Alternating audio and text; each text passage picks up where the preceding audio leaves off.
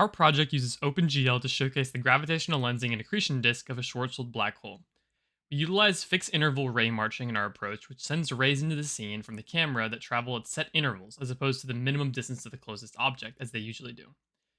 The image on the left shows the direction of the rays being cast out of the camera, while the one on the right is our implementation of a 3D sine distance function for a sphere, which determines if a ray has essentially hit the sphere.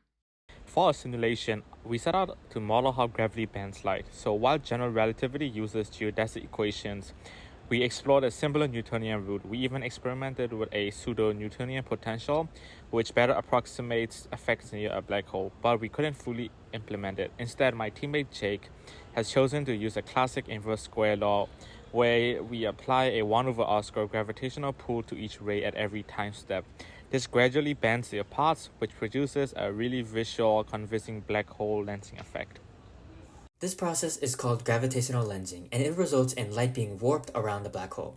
To demonstrate this effect, our project includes a spherical HDR background from NASA, a star map that resembles the space around Sagittarius A star. Using OpenGL's texture mapping and the STB image header, we load the HDR file and define a UV coordinate mapping for it. For rays that miss the black hole, we calculate their theta and phi angles to determine the exact point on the sphere where the rays intersect. That UV coordinate is then used to sample the corresponding texel, which is sent to our fragmentator to be displayed. Since the gravitational forces were already there to influence the ray's directions, the resulting textures naturally mimic the warping effect, even revealing parts of the background that appear to come from behind the black hole.